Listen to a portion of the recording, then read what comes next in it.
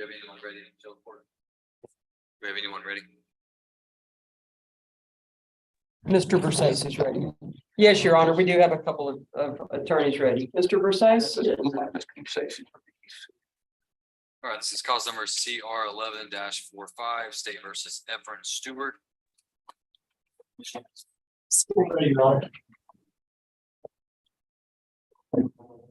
Stewart said on his motion to revoke.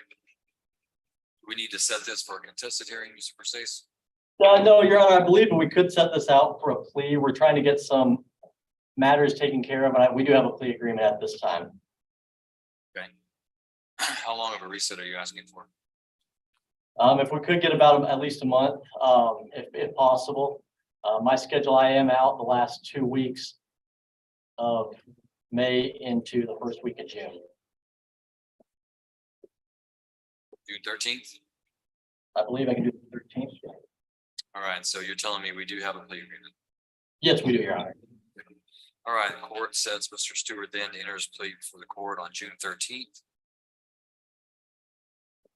Is that a plea for time or for probation? It will be a time offer. All right, so that'll be at 1:30. Thank you, Judge. You're welcome, sir.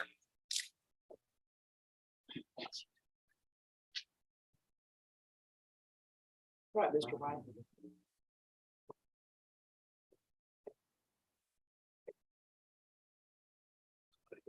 Richard Balboa, CR 22-124, CR 22-369.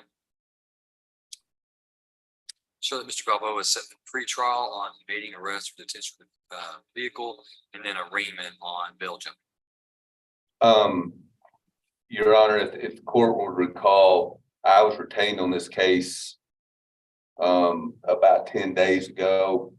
I was unable to be here because I had a procedure that day.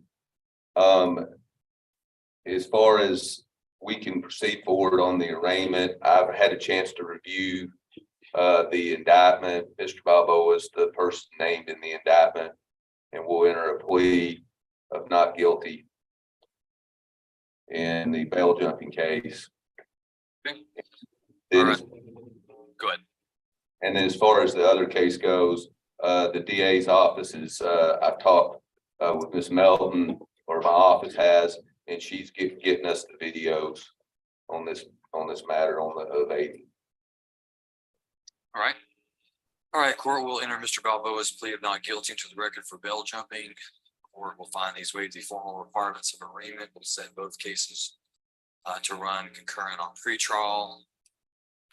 Mr. White available on, I'm not sure if I set you earlier today or not. We were set on June 15th, Your Honor. We'll set Mr. Balboa on June 15th as well at 1:30 if he's in custody, 9 a.m. if he's on bail.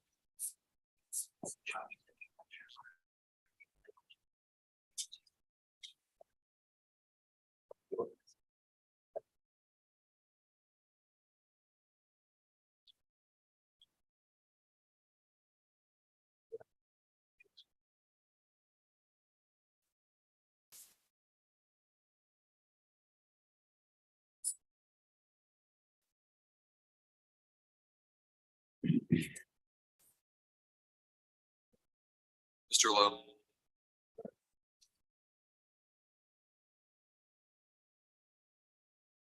Is that all you have, Mr. White? I have a plea, Your Honor. Okay, well, that's fine. We'll do that in just a second. Mr. Lowe, I want to talk to you real quick regarding Mr. Gerard. I think that you've talked with Deputy McLeish. She's given you some information about Mr. Gerard. Is that true? That's correct, Your Honor. I've asked for him to try to bring him in here. I know that he could be disruptive, but he started his medication, I think about 3 weeks ago after we had the hearing. I think he's a bit improved, but he got to the point where he's improved enough to fire me. So, if he's able to come in here, maybe he's better today, Your Honor. I don't know. If you want me to stay on the case, I can. I'm not sure it's going to go anywhere until he actually gets where we can communicate, but he did fire me the last time. last time I talked to him, and the jail staff said he was pretty agitated. Yeah, so really all I wanted to do was decide whether or not we needed to bring him up for this hearing or not. So let's do this. We will get the other inmates cleared out. We'll bring him in by himself. That way, if he becomes an issue, they'll be able to address that without having safety of other inmates. Okay. So, all right, we'll call him up. Your Honor, I'm sorry, I stepped out, so I missed a part of that. Mr. Lowe and I have already been in communication about this, and if it's okay with the court, if we could take care of Ms. Short, then I think we're ready to go ahead and accommodate him. Yes, yeah, that's what I was saying. I was telling him that we'll get the other inmates done, and then once we get the other inmates done, then we'll bring Mr. Short. Okay, thank you, gentlemen. All right, I'm sorry, Mr. White, Ms. Short, if you'll come up. This is CR 22-393, State versus Hannah Marie Short for arraignment. Go ahead, Mr. White. Your Honor, at this time, we'll waive formal reading of the indictment. Ms. Short's the person named in the indictment. She knows what she's been charged with.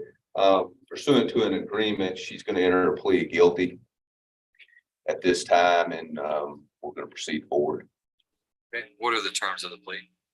Your Honor, in exchange for Ms. Short's plea of guilty, the state's going to recommend 5 years in the Texas Department of Criminal Justice Institutional Division, $1,000 fine, $180 restitution, court cost, and the state is going to 1245 DA number 2022-0984, which is a possession of marijuana in an amount greater than 2 ounces but less than 4. So it's a straight 5 years to do. Yes, sir. There's also 188 days credit. 188 days credit.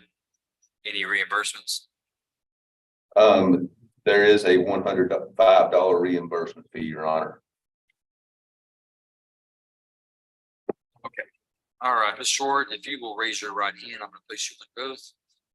Ma'am, do you swear that the testimony you give to the court today will be the truth, the whole truth, and nothing but the truth, so help you God? Yes, Your Honor. All right, you put your hand down. Ms. Short, are you a United States citizen who reads, writes, and speaks English? Yes, Your Honor. Have you ever been diagnosed with a mental condition? Yes, sir. Can you tell me about that? I've been diagnosed with PTSD and severe depression and anxiety. Okay. Are you currently on medication or undergoing treatment for those? Yes, sir. Okay. Do you feel like you have a rational understanding of the proceedings and what's going on here today in court? Yes, Your Honor. Okay. And you're represented by your attorney, Mr. Nolan White. Are you pleased with Mr. White as your attorney? Yes, sir. You feel like he's giving you time to have all of your legal questions answered about your case? Yes. Is there anything about the paperwork that you've read over and signed today with Mr. White that you don't understand? No, sir. You heard Mr. White read the plea agreement to the court, is that right? Yes, sir. That's what you're asking the court to approve today. Yes, sir.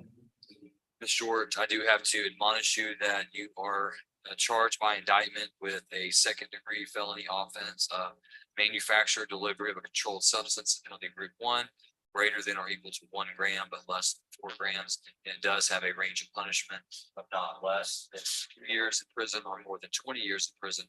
It carries a fine of not more than $10,000. So at this time, Ms. Short, understanding the plea agreement, understanding the range of punishment, how do you plead to that crime? Guilty. Are you pleading guilty to that crime because you are guilty of committing that crime and for no other reason? Yes, Your Honor. Has anyone threatened, coerced, or pressured you to plead guilty? No, no, sir. The court will accept the defendant's plea of guilt. Mr. White, any objection to the state's evidence? No objection. The state's evidence is admitted and the court takes judicial notice of the defendant's judicial confession. Anything further from the state? No, Your Honor. The defense? No, sir. All right, state, can you give me the evidence to support the plea?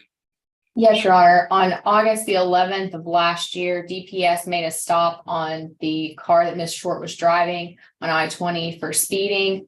Immediately, the officer can smell and see marijuana in the car in plain view. He asks Ms. Short if there's anything else illegal in the car, and she tells him that there is a bag in the back that has some additional excuse me, Judge, additional narcotics in it. The officer gets it out. There are, I believe, approximately 14 ecstasy pills as well as marijuana. She tells the officer that she only does marijuana, but that her dealer gave her some ecstasy pills to make a little extra money because he knew she was down on her luck. The lab tests half of the pills and it comes back 1.57 grams of meth. Thank you, Ms. Heisel. Anything further, Mr. White? No, Your Honor, that's accurate. All right. All right, then based on the evidence presented to the court finds that Anna Marie Schwartz is hereby found guilty of manufacture and delivery of a controlled substance of penalty group 1 between 1 gram and 4 grams, a second-degree felony. The court will follow the plea agreement reached between the defense and the state. Court hereby assesses her punishment at 5 years confinement in the Texas Department of Criminal Justice, orders her to pay a $1,000 fine, $180 restitution, $290 in court costs, $105 in reimbursement. Court also 1245 dismisses DA 2022-0984 possession of marijuana. The court awards Ms. Short 180 days credit towards her sentence for the time that she has spent in jail on this cause. Ms. Short, you hereby remain into the custody of the sheriff so we can carry out the terms and conditions of the sentence. I'd like to. Your Honor, very Thank you. quickly, it was 188 days credit, and the judgment reflects that. I believe you said it. You kind of cut out on us. I didn't know if you said 180 or 188. I've got written down 188. Whatever the record reflects, it should now reflect, if it doesn't already, 188 days credit towards her sentence. Thank you, Your Honor. Sir.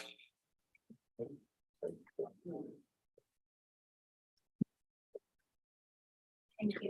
Thank you so much. I'll let you know when I get in there.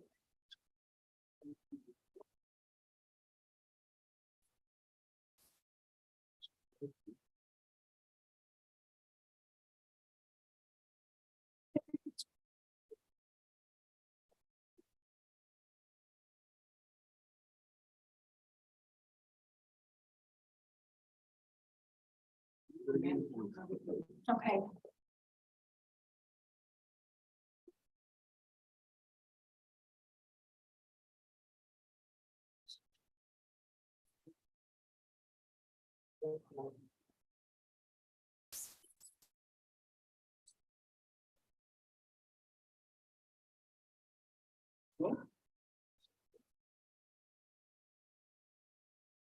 Mr. Manning, Yes, sir.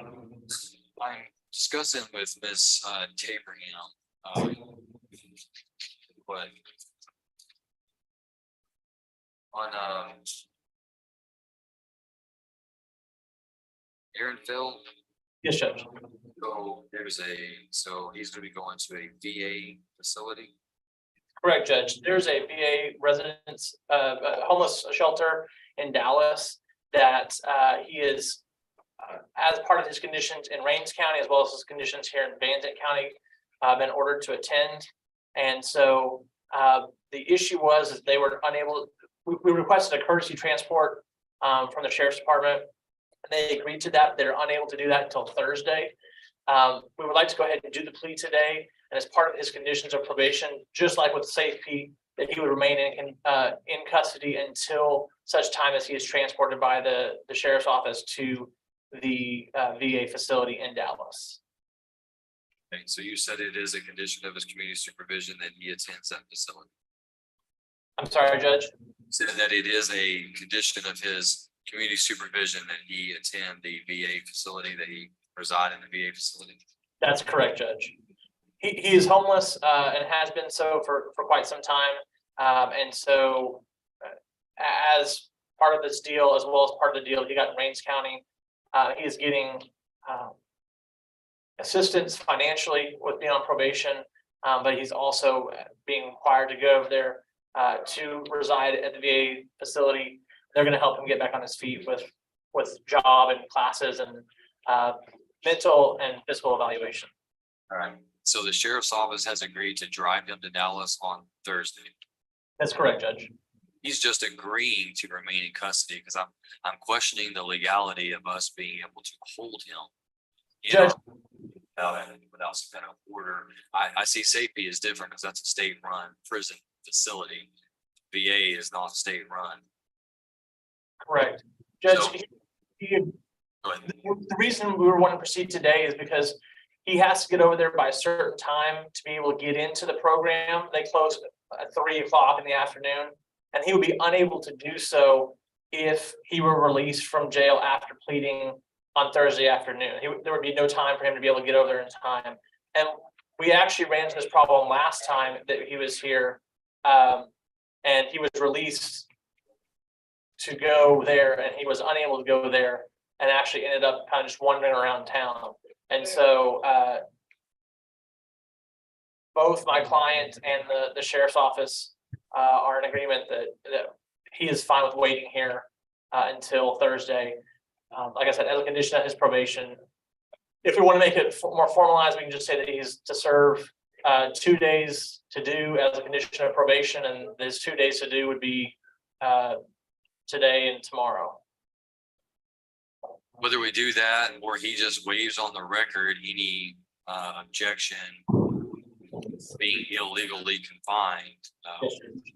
That's my only concern, is that there's a complaint later, and then I don't believe that any of us would have the defense of saying that we had some kind of legal means to.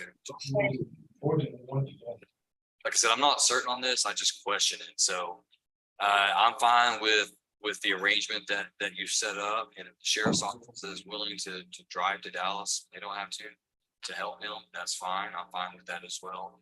I just don't want to create a problem later. So it'll be clear on the record that he's waiving. He understands that he could be released from jail today. And he would not get the benefit of being transported. If he will put that on the record, then I'm comfortable with it. If the sheriff's office wants to do that out of their discretion, I'm not ordering them to do that.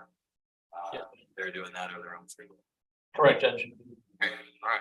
Just want to be clear about that. So we'll discuss all this on the record again when he gets up.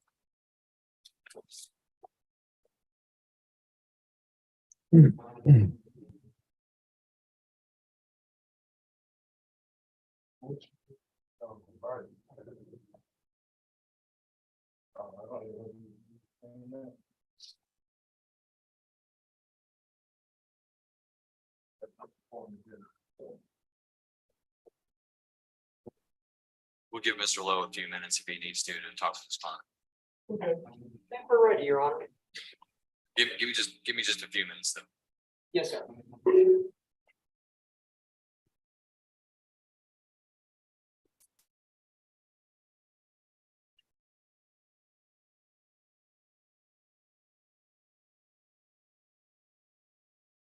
How about 11?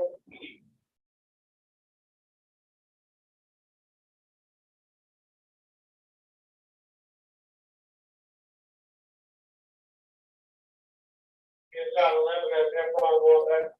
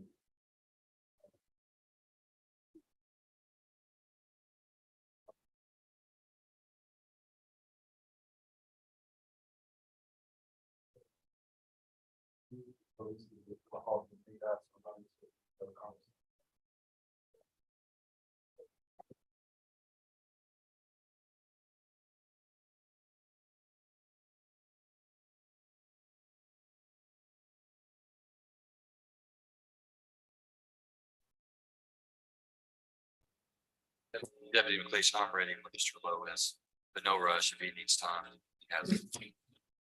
We're ready.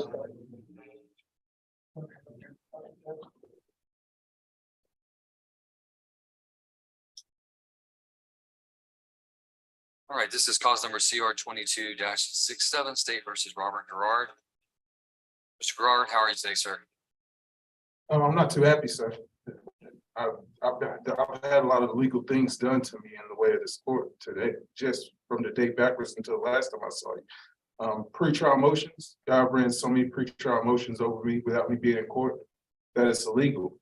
And then he comes in today without me even knowing I have a court date, and pulls me in the court without even having any paperwork that lets me know that I'm ready for court. You're supposed to at least give me 10 days before, on a pre-trial motion before court. I understand.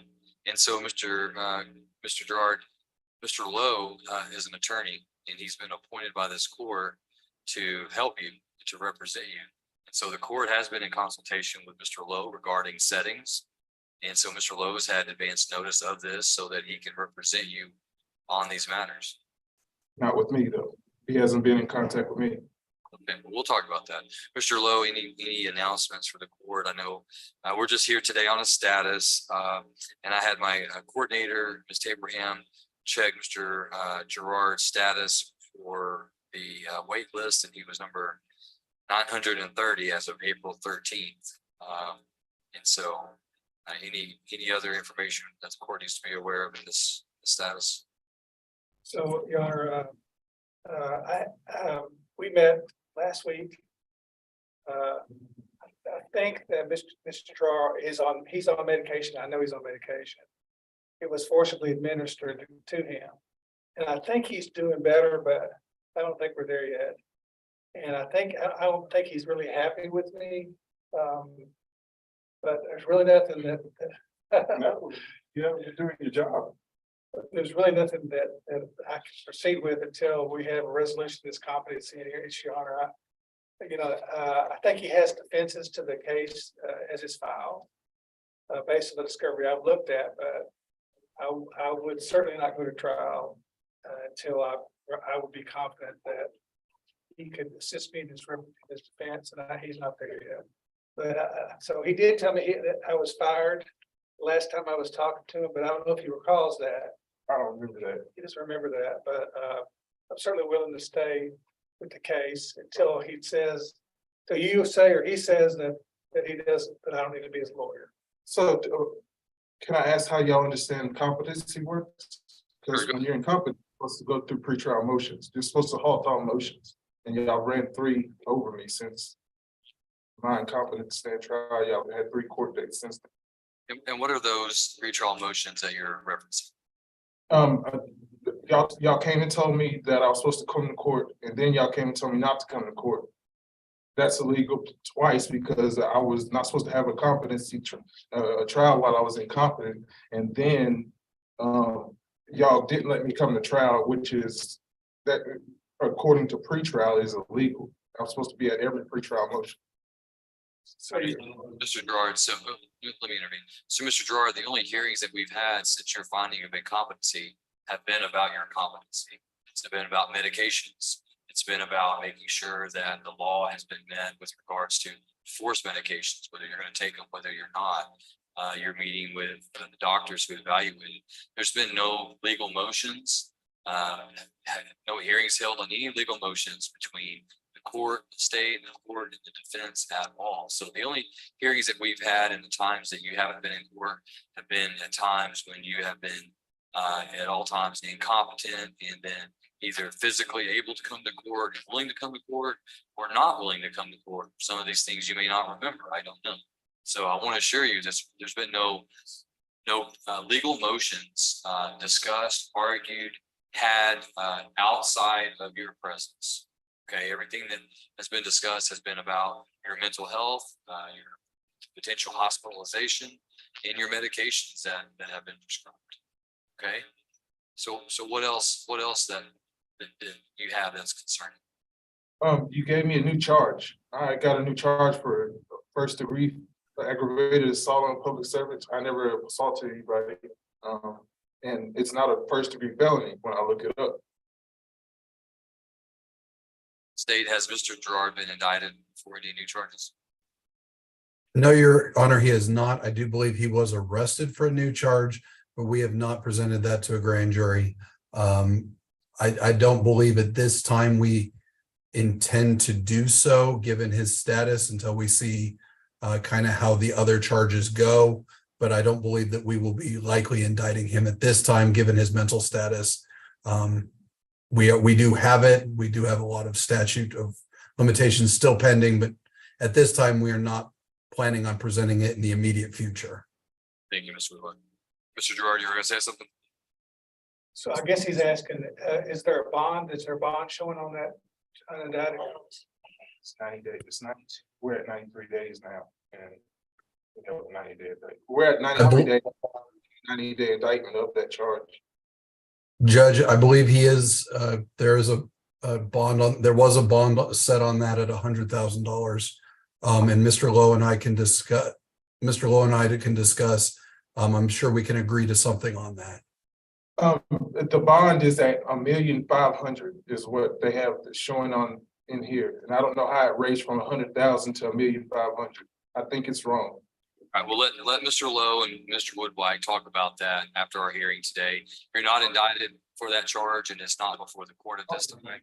So any discussion on your bail and stuff, Mr. Lowe can do that on your behalf, and then he can communicate with you what the state says. But you are correct. I do believe that new charge was brought against you, but you've not been legally charged in court with that. So you're right on that, Mr. Sharp. Yes, sir.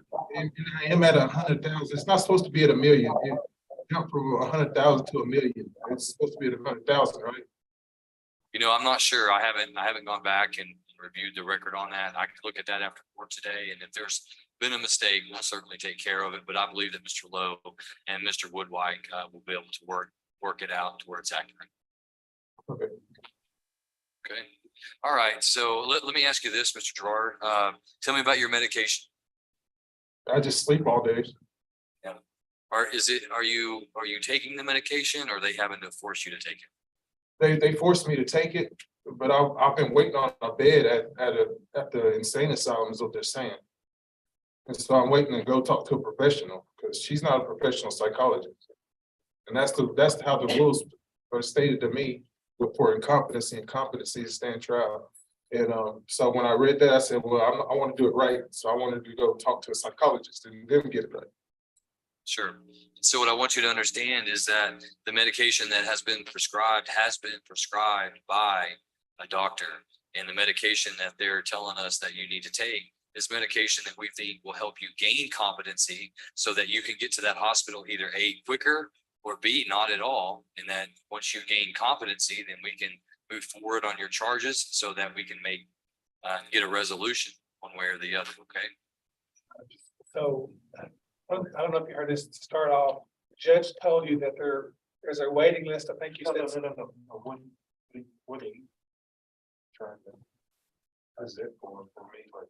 Well, so we got two issues right now. We got an issue over a bond, and he may be entitled to some relief on that bond for the aggravated assault. Okay. The other issues on the charge of murder, the court's already found you incompetent, but the court, remember, but he said that there's a 7-year waiting So you list, were not guilty by accomplice. 7-year waiting list. But what he's hopeful to happen is that with the medication, Okay. that you get to the point where I don't know we how can to go say to that. trial. I don't know how to say that because I'm not a psychologist. You gotta have a psychologist to evaluate me, to tell you all that. Okay, well, I think that I'm there, not a psychologist to tell you. Do you understand that? I do. Okay, I So, was just making sure you so understand. my suggestion today, Robert, is that we work with the district attorney's office to get this bond issue resolved on the aggravated assault. And we wait and see how you're doing, and maybe come back in a month or so and see how you're doing on the medication, and I'll come talk to you, and then we can come tell the judge how you're doing. Okay, Would that work for you? that's the way, Okay, I don't know. I really wanted to talk to a psychologist. well, That's the. they have a expert. contract with the Andrews Center, and perhaps we can get them, the jail nurse to call over. I didn't even talk to that psychologist at the Andrews Center. That's like the closest one. Right. I'm thinking, well, I need to at least talk to him before I even say anything. Well, I'll work on that with the jail. So I'll work on that with the jail Thank you, yard. See, we've had issues getting psychologists to visit with folks here, so we'll work on that with the jail to get where he can Zoom, or I don't know if they can come over here, but we'll look at this again in a month or so, Your Honor, and see where he is with the medication. Perhaps we get a psychologist to talk to him. So I think what Bo is proposing is a good plan, Mr. Gerard, and anything that we can do to help with the Andrews Center to see if someone that can talk with Mr. Gerard, ease his concerns, we're willing to do that. All right, so let's put another date on the docket, Mr. Gerard. I'm gonna see you again because I want to keep seeing you and checking up on you and seeing how we're progressing. I want you to consider though, Mr. Gerard, I want you to consider strongly taking the medication voluntarily, okay?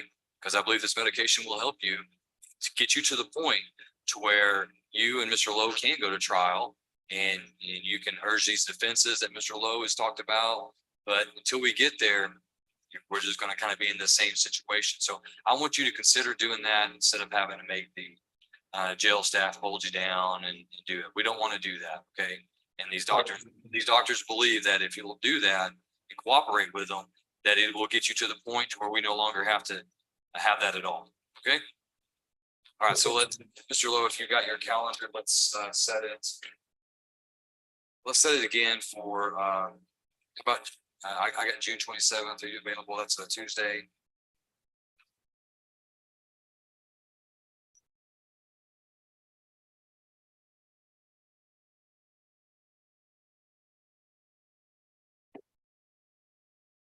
$27. Okay, Yes. 27. I Yeah, think it's 27, but 27, I can do 27. 27, yes, June 27th, 27. At 1:30. All right. Thank you, Mr. Lowe. I appreciate you being here today.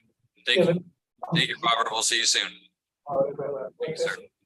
Just give me a second. Okay.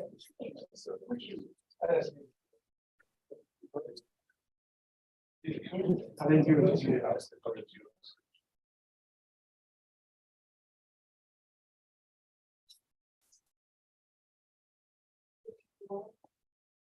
You know what I'm saying?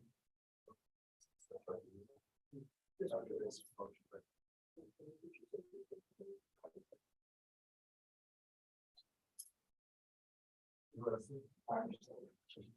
I said, it was useful. Maybe here, yeah, take it. You understand what I'm saying?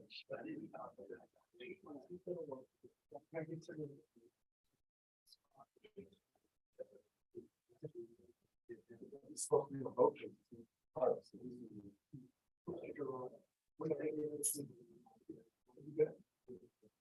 Thank you.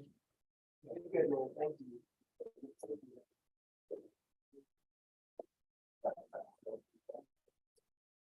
Okay, that's all.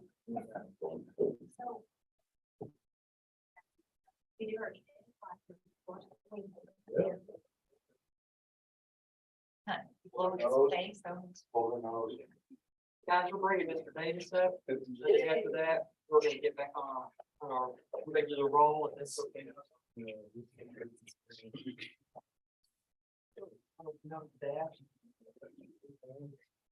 That's what I'm.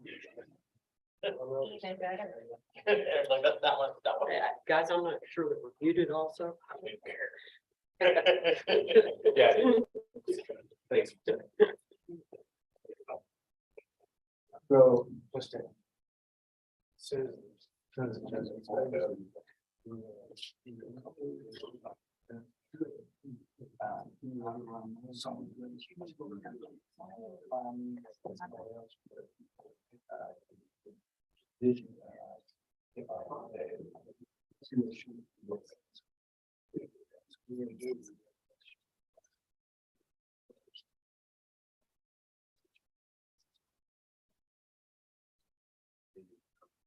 Even though that we haven't had a chance to discuss what I'm saying, they scheduled my all these court dates, but I ain't told you the ones. The day that you, it's the day that I do that. I got it. I don't know. So it's up to you. We can ask Dad and say, but you might have an opportunity and other things that wants to have. But I don't know, they got me in the account. I understand. I'm just. You know, what's there? That's something that time myself.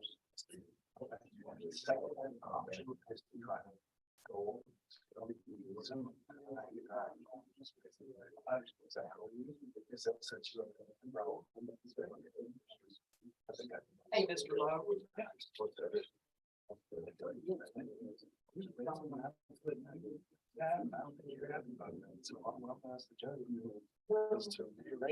Because that was the last one. So.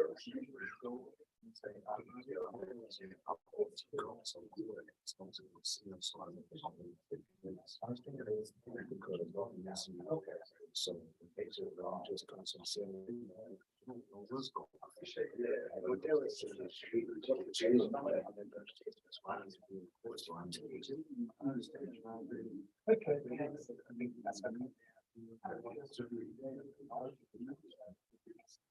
Right.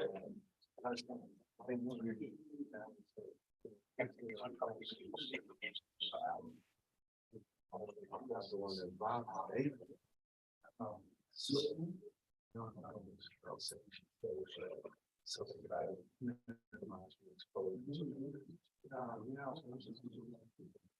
So we can get on the track.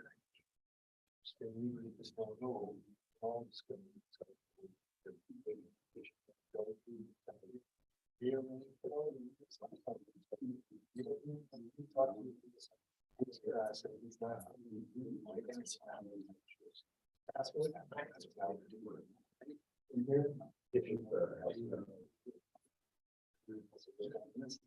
So who's the preacher? Today, I want to ask you, I said, I want to go. That's what I'm saying.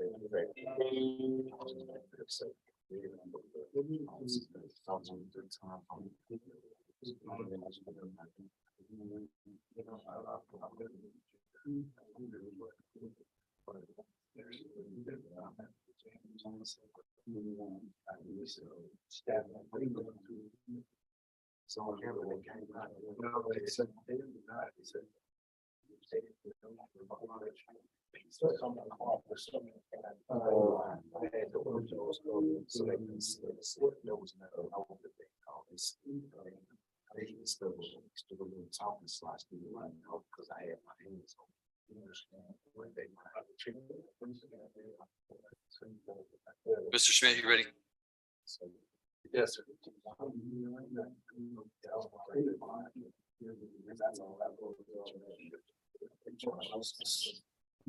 Judge, we're set here with pretrial. Hang on. Yeah, who's your client? Andre Davis. CR 23-00027.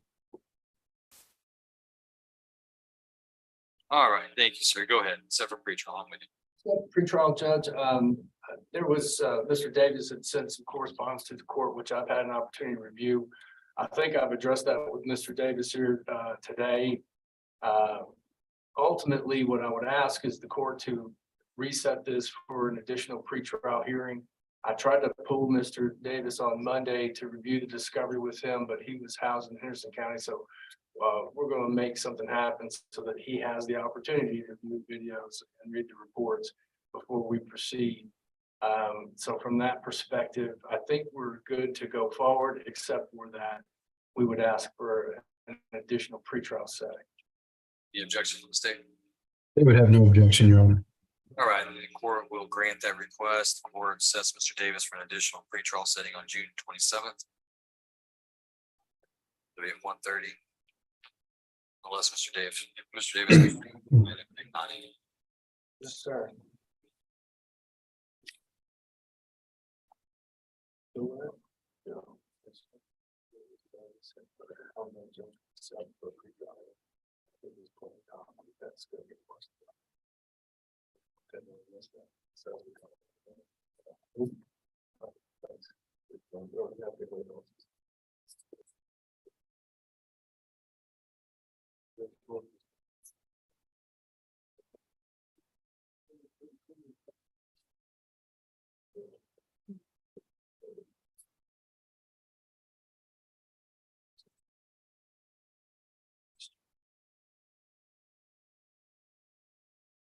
Do you have anyone else that's ready?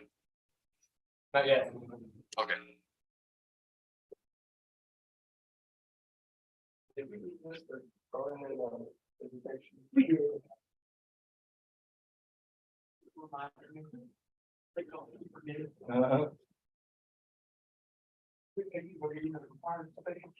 Oh, yeah.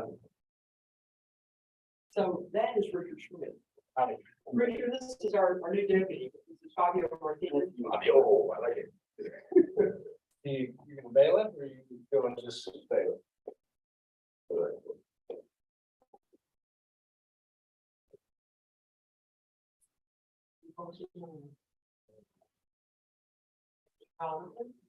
Can we get this?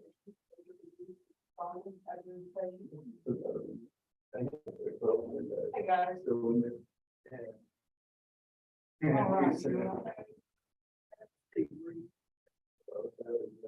Thank you. Back. Well, they didn't put it back.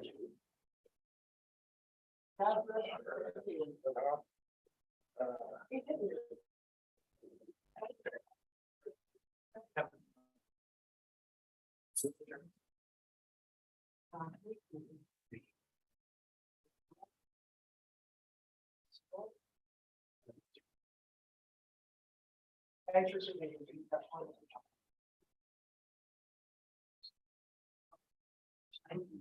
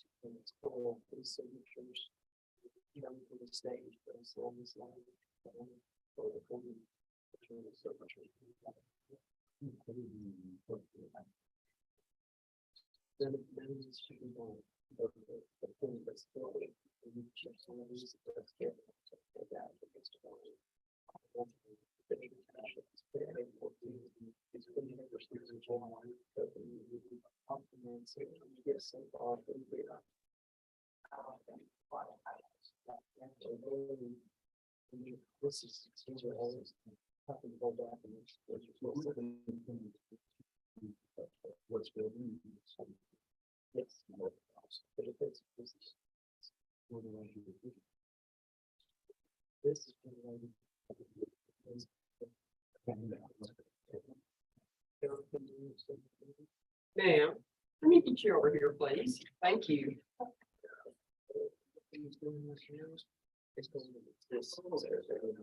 Yes, sir.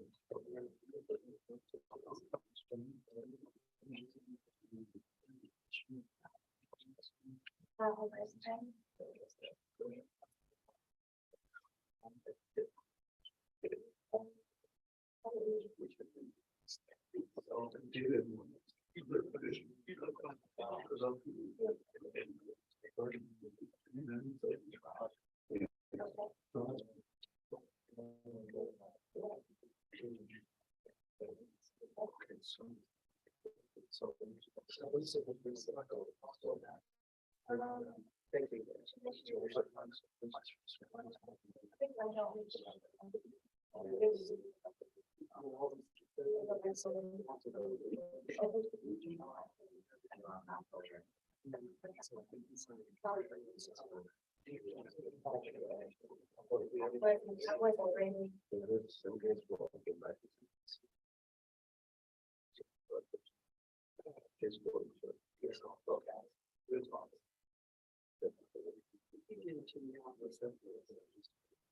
Down the road, you know, back there.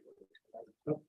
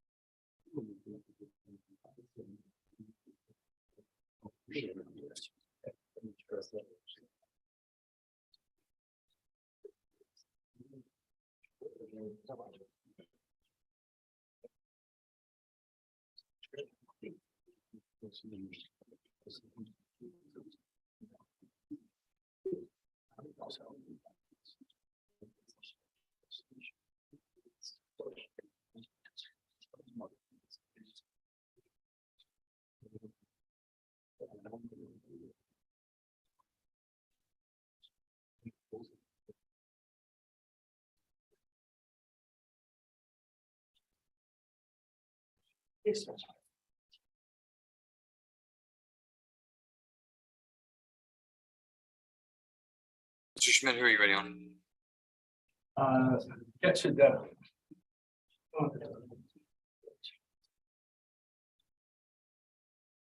said Miss Devlin? You said Miss Devlin, is that correct? That's correct. All right, this is CR 2347. Set for arraignment. Go ahead. Good job. I think it was April 21st. Ms. Devlin was deemed incompetent to stand trial. The report was forwarded to me and I reviewed that. At the time, I concurred with those findings. Ms. Devlin is medicated right now, and having talked with her here a few minutes ago, she's doing much better.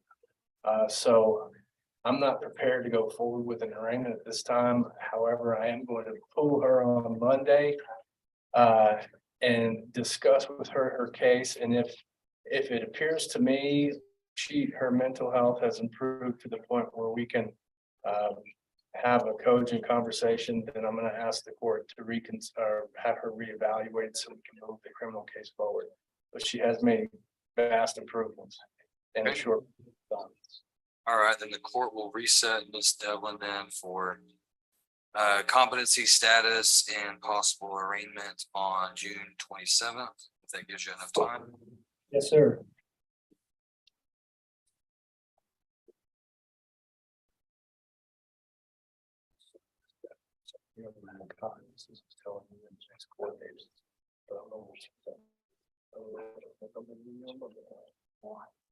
And Mr. Schmidt, if you can, after your meeting with Ms. Devlin, if you are of that opinion and request a reevaluation, if you'll just contact Ms. Abraham, we can get that done and hopefully have some kind of response before our next court hearing. Yes, sir. Sir.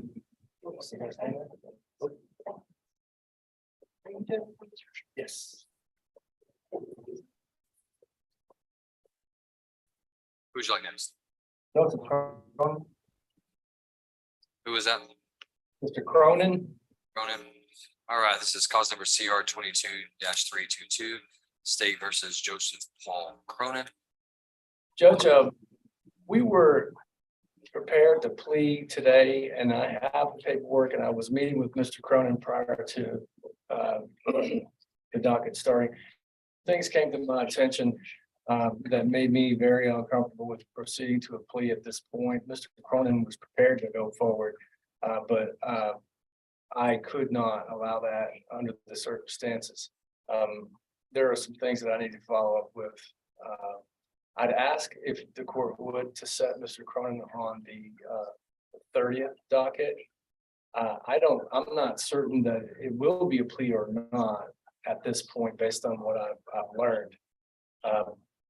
But we will have that answer for the DA and be prepared on that day. It'll either be a plea judge or we'll announce ready for trial on that day.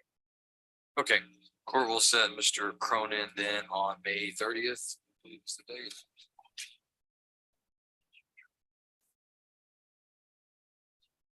Court will set Mr. Cronin on its evidentiary docket, which is May 30th, set it for final docket call.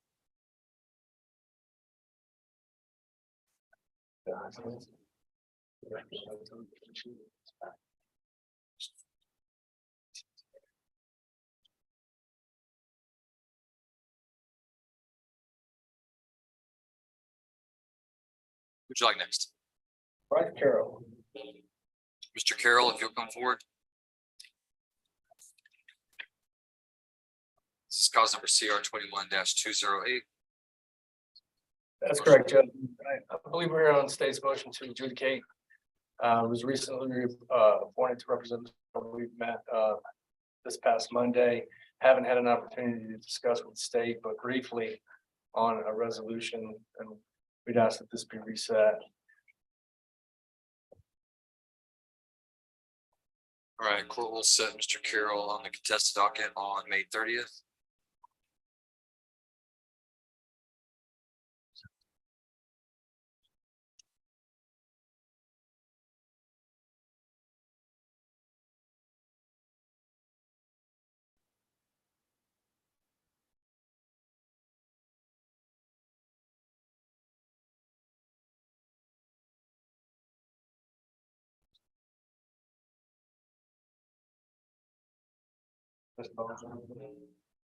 Who's next? Richard Bonin.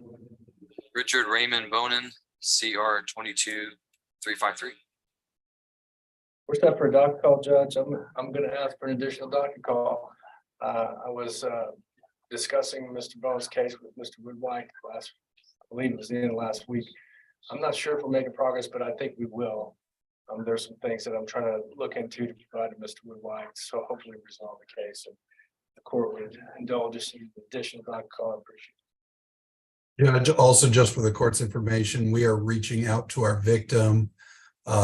We are having some difficulty in locating her. We believe she has moved out of state. So we're working on that. So we would be unopposed to a final docket call, see where we need to actually end up with this case. All right, court will set Mr. Bonin then for a final docket call on May 30th.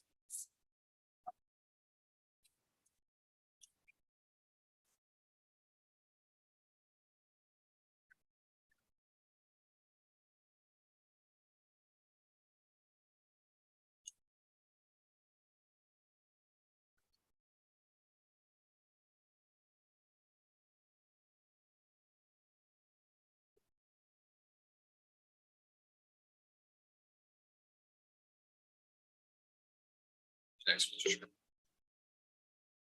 Chairman. Mr. Gerald Powell. Gerald Wayne Powell, CR 21235. So that we're set for status on Dr. Proctor's report. That's correct, Judge. I have not or am unaware whether or not Dr. Proctor has submitted a report, so I defer to the state on that. Judge, I am not aware of any updates. I don't believe there are any. I sent a message in to Ms. Curry and I have not received a response back on whether she's heard from Dr. Proctor or not. So at this point, let me double check, but unless something has come in the last few days, I don't believe that we're probably going to have something from Dr. Proctor. And I do know I spoke with Ms. Curry, I believe it was last week, and at that point, she didn't have anything from him, so it would have to have been pretty recently. So what do the parties propose that we do? Well, Judge, I don't have a proposal, except for that I do understand that, under the circumstances, given our defense and the notices we filed, the state's over a barrel, they're entitled to an evaluation. And I suspect that it would probably be in everyone's best interest for myself and Ms. Curry and perhaps the rest of the crew to sit around a table and hash that out. But at this point, absent, I mean, and I also know that Dr. Proctor has met with Mr. Powell multiple times. He's run Mr. Powell through a battery of tests. So report or not, I know that he has done a lot of theoretical work towards the insanity evaluation. So it would be a shame to go this long and not have a final product, considering the expense and the time that's been put into it. But I don't have the ability to expedite that from my position. I think we do have that. I think both of y'all have that ability. It's called the power of subpoena. And we subpoena Dr. Proctor to the next court hearing. And we get testimony from him about, do you have a report? Do you not have a report? Why do you not have a report? Is that something y'all want to do? State that you're witness. Judge, I would propose that we set this for the 30th, the next contested docket. I think at this point, that sounds like a reasonable way forward to me. I will defer to whatever Ms. Curry wants to do, but let's set it for the 30th. Let's plan on that. And if Ms. Curry wants to proceed, otherwise, I will have her let you and Mr. Schmidt know what we do intend to do before the 30th. Okay, what I don't want to do is set it for the 30th. No one subpoena Dr. Proctor and we don't have a report on the 30th. And basically be in the same position that we're in now. So either we subpoena him or we abandon him and then y'all figure out how y'all want to deal with that. What I want to guard against is continuing to delay this case, the trial of this case. Understand that state's entitled to see an expert and get an opinion. Understand that Mr. Schmidt now may want that product of or Dr. Proctor could be something mitigating or exculpatory in there. So I understand that. So we've got to get at that so that we can move forward in this case. I just want to make sure that we're all on the same page as to kind of what's expected on the 30th. I understand, Judge. Okay. All right, court sets Mr. Powell in for final status on we'll call it the second final hearing on Dr. Proctor's report on May 30th. That'll be at 1:30. And if Dr. Proctor needs to, if we work this out and he needs to appear via Zoom or something of that nature, let me know. We can get that set up as well. Okay, thank you.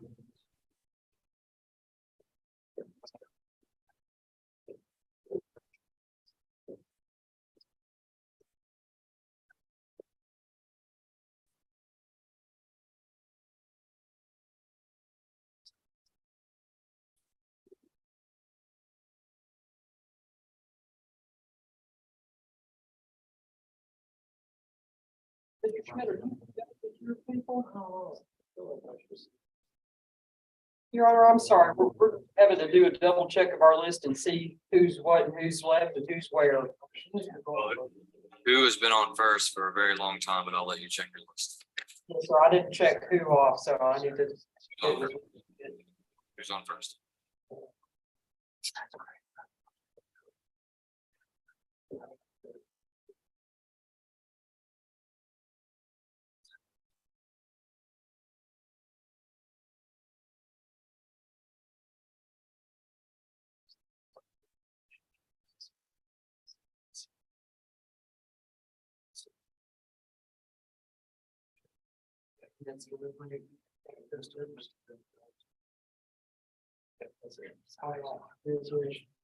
I'll put this on mute. I'm gonna step back and swap some bodies.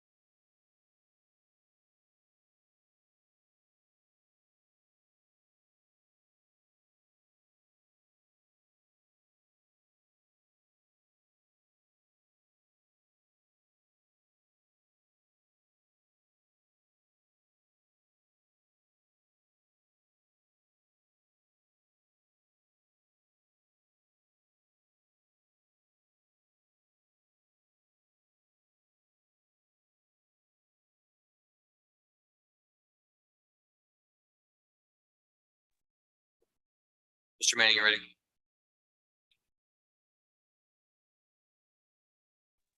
Yes, Judge. Who are you ready on? We can start with Mr. Hicks. This is cause numbers CR 22-356 and 399, State versus Braylon Hicks. So for pretrial, go ahead, Mr. Manning. Yes, Judge. So we've had an opportunity to go over a good portion of the discovery. At this time, we're going to announce that we have no contested pretrial issues and requests to be set on docket call. All right, court finding that there are no contested pretrial issues sets Mr. Hicks for docket call about June 15th.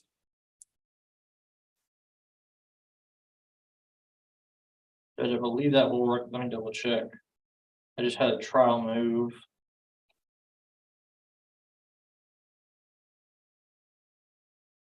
Judge, that will work. Okay. All right, Mr. Hicks is set for docket call June 15th.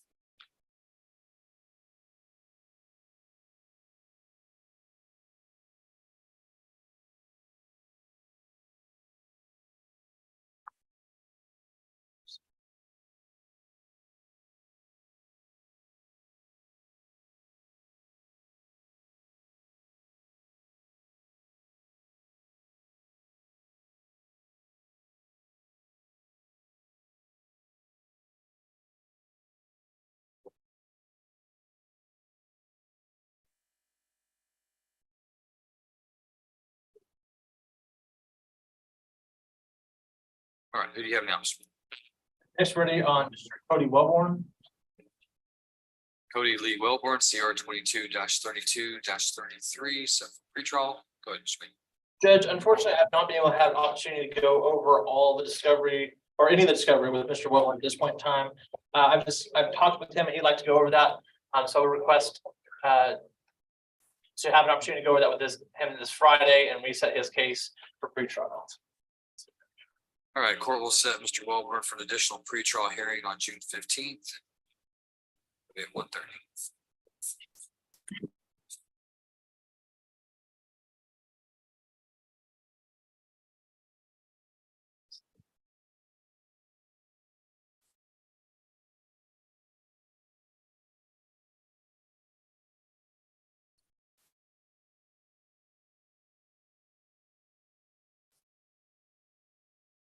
Who's next? Judge, ready on Mr. Ehrenfeld. All right, Mr. Ehrenfeld.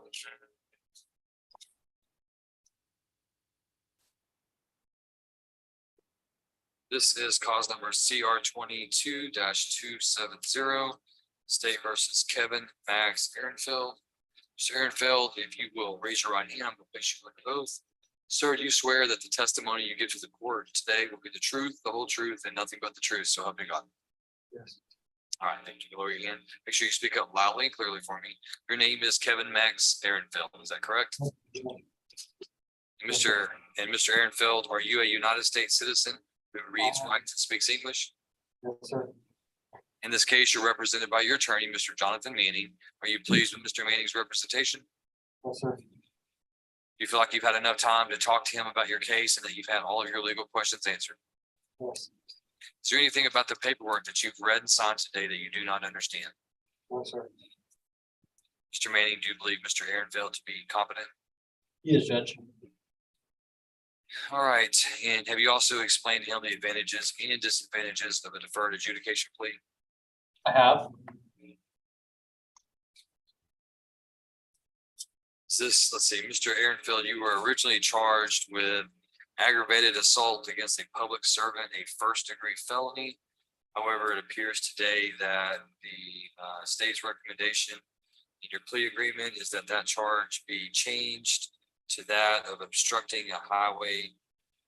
Let's see, so obstruct a highway passageway for emergency vehicle, a state jail felony, which has a range of punishment of not less than 6 months in jail or more than 2 years. I'm sorry, 6 months in prison or more than 2 years in prison, and a fine not to exceed $10,000. I see that the plea agreement in your case is that upon your plea of guilt, the state's recommending that your guilt be deferred on that offense that you're that you be placed on 4 years community supervision. That and they would be dismissing several charges, 2022-365 of trespass, DA 2022-453 accident involving damage, DA 2022-451 deadly conduct, and DA 2022-454 accident involving damage. In addition, you would have $290 in court costs, $575 in reimbursement fees. Mr. Ehrenfeld, is that your understanding of the plea agreement? Yes, sir. That's what you want the court to approve. Yes, sir. And you understand, Mr. Ehrenfeld, that if the court approves this agreement, you'll be placed on conditions of community supervision. If at any time during your period of community supervision, you violate either any term, a single term, multiple terms of that condition, the state can file a motion to adjudicate your guilt and bring you back to court. And if they prove to the court during a hearing with evidence that you have violated your community supervision, the court could do a multitude of things, including convicting you of this offense, revoking your community supervision, and sentencing you anywhere between the minimum 6 months all the way up to the maximum 2 years. Understanding that, you still wish to go forward? Yes, sir. All right, and Mr. Ehrenfeld, and let me ask Mr. Manning, do you believe Mr. Ehrenfeld to be competent today? Judge, I do. He's had an opportunity to go over the discovery, to assert certain defenses to some of the other charges and to help assist in his defense and leading to this resolution of this plea agreement. Additionally, Judge, he's had several questions that I've been able to answer throughout regarding the conditions of probation as well as procedure. And I believe he is competent to proceed with this plea today. Is this a lesser included offense of aggravated assault of a public servant? Judge, I don't believe it falls as a lesser included, no, Judge. So how did we get here today? He was charged with ag assault against public servant. There's not a new filing, correct? It's under the same cause number. How do we get from a first degree ag assault public servant to a state jail obstruction of a highway that's not a lesser? Judge, my understanding was Judge. we were, I'll let the state answer. No, Mr. Manning and I discussed this charge as a resolution. I guess we just, based on our agreement, we were going to change the charge. Yeah, we have not filed a new charge against him and dismissed this charge. I guess we would argue that we could proceed under the same arrest, the TRN, so it doesn't add additional entries onto Mr. Ehrenfeld's criminal history. State would be willing to file an information very, very quickly so we could get this resolved. And Judge, my understanding was, I apologize, I thought the information had been filed already, because it said that this was proceeding under the same agreement we had for the charge. Yeah, y'all both agree with me though that we can't plead him to a changed offense that's not already included within the primary charge. We're agreed on that. That'd be my. Yes, Judge. So we'll need to reset this, either get that file today. I've got a failing law that I'm gonna take up about 3:30.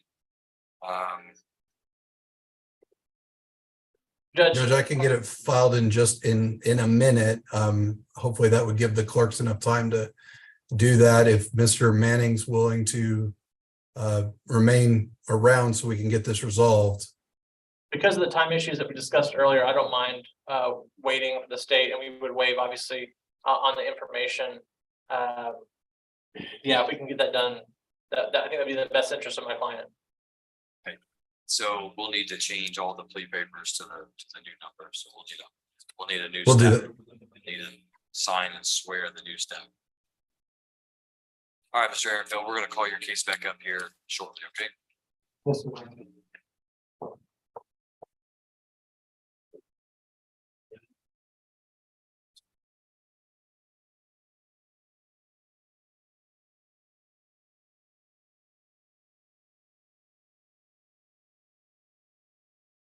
Mr. Schmidt, who are you ready? Michael Covey.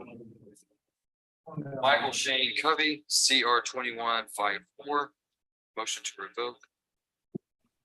Good, Mr. Schmidt. Judge, I think we're also have another setting. It's on your docket. I can't recall what it was. I've been in contact with Ms. Taberham about Mr. Covey. Previously, if the court will recall, there was a bed available for Northeast Texas, I believe. We PR bonded Mr. Covey out. He was transported to that facility. He was discharged from that facility. He met with me at my office.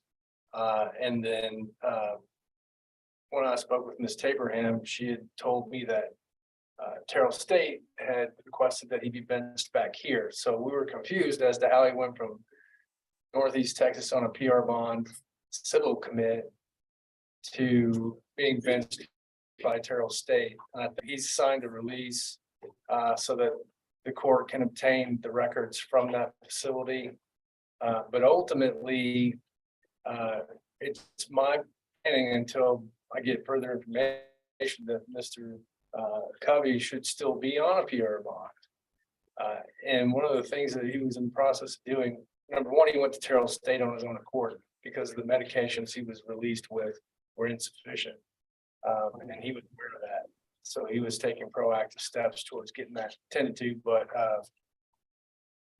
one of the things that we're trying to do is get him to the Andrews Center to get the appropriate medication to address some of the psychotic issues that he was having and is aware of. So that's kind of, I think, why we're here today, because he went from Northeast Texas to Freedom to Terrell back to jail.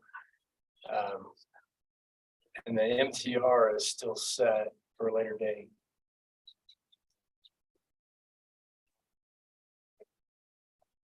Yeah, I've talked with Ms. Taberham about this. My recollection is, as you have stated, is that Mr. Covey was released and as a condition of his bail was to attend that Northeast Texas treatment facility and follow the recommendations.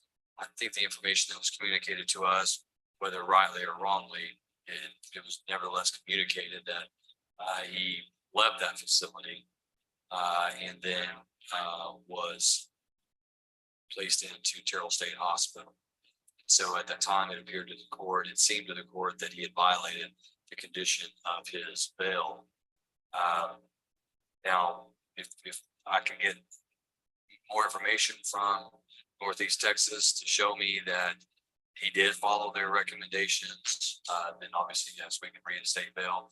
My additional concern, though, is that if he's checked himself into Terrell State Hospital, he must have met some kind of criteria that would make me have a concern as to whether or not he should be on bail if he's all state. I understand. Sorry, I understand the court's concern. One of the things that prior to going to Terrell State, Mr. Covey did follow my instructions and met with me at my office. And we had arranged a game plan for him to proceed to make sure that his mental health issues didn't fall through the cracks. And he had made active steps to do that. Then he had an acute episode and took himself to the Wills Point PD and ultimately asked them to take him to Terrell State. So he was aware that whatever was being dealt with at Northeast Texas was insufficient. The episode was an acute episode. So we understand the court's concern and we've addressed that with him and we've discussed it, but administratively, we're still unclear. I guess the court is stating that the court revoked his bond in the belief that he was in violation for not complying with, because that's what I was unclear on. Yes, that was the court's belief, but what you stated is that you have paperwork that shows that he was discharged from that treatment facility that he was supposed to go to. No, sir, I don't have paperwork. That was the gist of my conversation with Mr. Covey and his belief as to what occurred. And I know that Ms. Taberham is in the process of retrieving those documents and Mr. Covey did sign a HIPAA release and she's in possession of that. So I would expect those documents to be forthcoming pretty quickly. And I would My mistake. I thought you said that he was discharged from Northeast Texas. That's my understanding as well, that he was released. Okay, I thought you were basing that on information you got from the hospital. No, he had documents when he met with me in my office, but he doesn't have them anymore. I haven't spoken with Terrell State, because that's different. Sure, yeah. Terrell State, I'm not, my revocation of his bond was the fact that he was no longer in that treatment facility in Northeast Texas. And there was no reason or that the court knew that he was discharged after he had followed their recommendations. It appeared to me, my belief is that he had left that facility, as it's not a lockdown facility, and Yeah. that or he didn't follow the recommendations.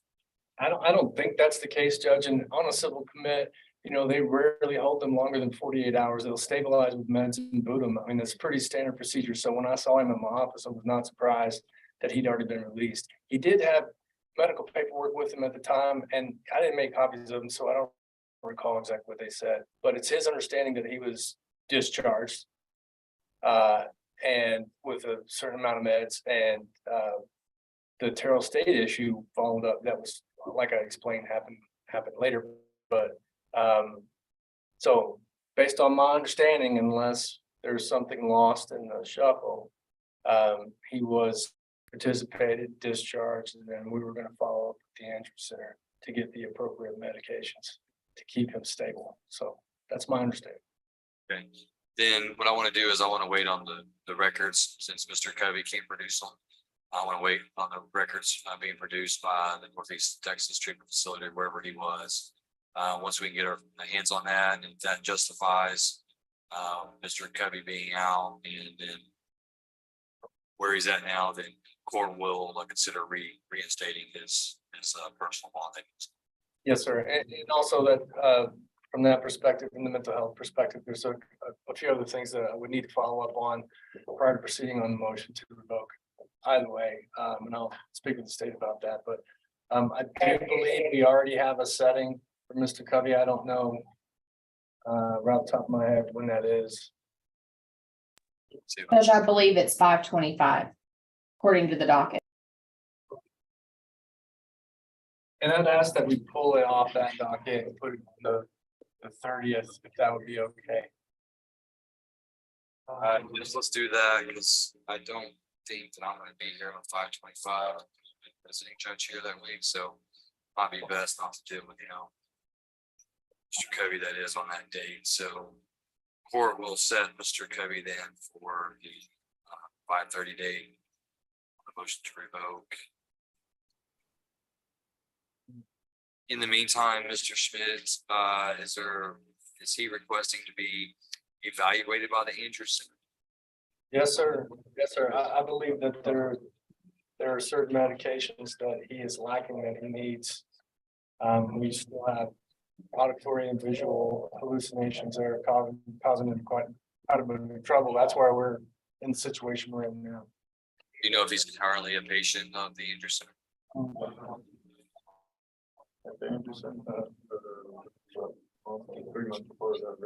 right, so he had been. I'm not sure what the current status is. If he had been, then they'll have records on it, and that will make the process easier. So just tape your hands here with me, or we're going to process that request, contact the Andrews Center. So while we're waiting, we won't be losing time on getting them set up for minutes. Sounds good. Thank you. We'll see everybody back on the 30th, and I'll have Ms. Abraham check with that facility and see if we can get an ETA on medical records. Yes, sir. I think that's it. All right, thank you, Mr. Covey. We'll see you back on May 30th. Okay. Okay. Yeah. I believe that's all I have. All right, thank you. Mr. Schmidt. Ms. Abraham says that you're not free to go. I beg to differ. That's just what she says. I'm just the middleman. Don't shoot the messenger. Let's see. There's a Mr. Brad Rodriguez that's there in jail court. You've been appointed to today, and I think she's about to send the stuff over to you. It's a motion to adjudicate.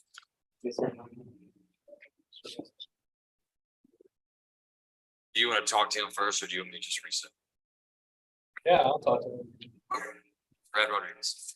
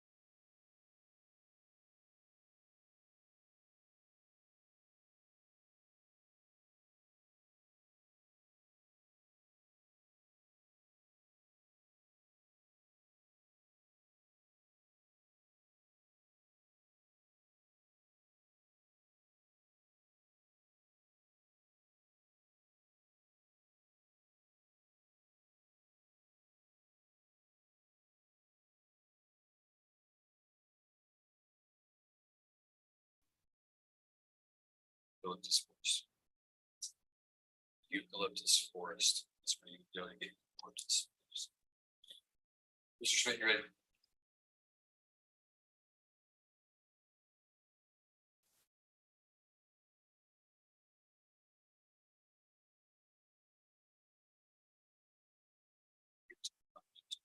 Yeah, you're on.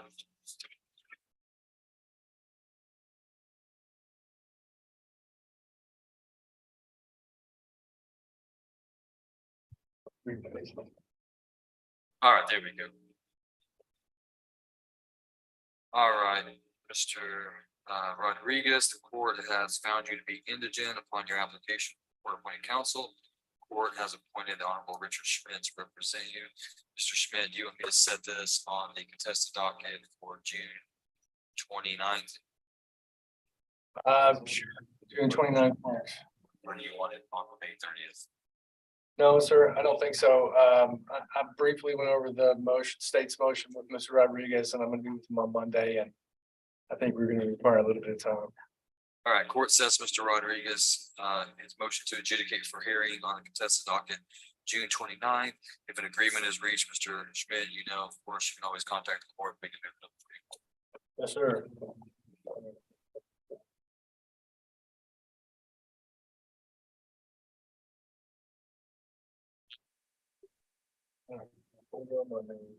Yes, sir. Thank you, sir. Yep. Mr. Woodwine, did you ever find out anything on Mr. Joshua Davis? Yes, Your Honor. I contacted the Henderson County Jail. And they do not currently have a hold him from Van Zandt County. He is currently being held on a Kaufman County failed to register as a sex offender, a parole violation with the Texas Department of Pardons and Paroles, and currently has a federal detainer from the U.S. District Court. But he is not currently, according to Henderson County, being held on a Van Zandt County charge. But he is. He is in fact in their custody. Yes, Your Honor. All right. Does the state have any intentions on proceeding before the federal authorities or Kaufman or anyone else, or do y'all want to just get money? Judge, I think it's the Van Zandt County Criminal District Attorney's Office is comfortable waiting our turn in line, seeing how his other cases resolve.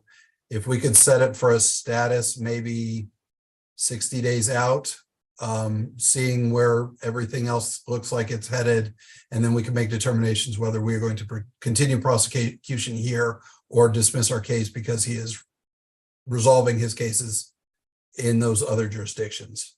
All right, court will set Mr. Davis for status on Tuesday, July 11th.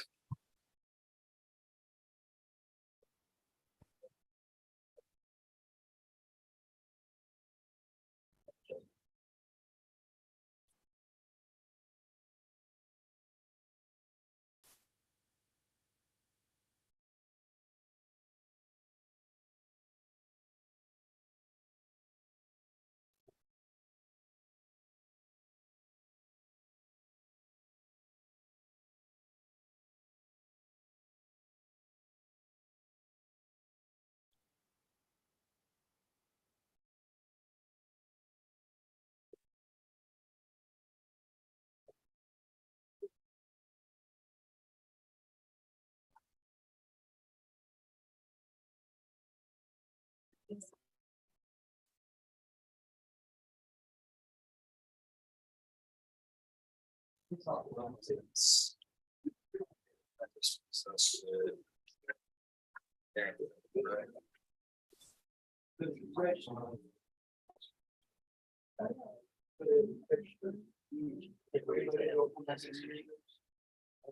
did you have insurance on that?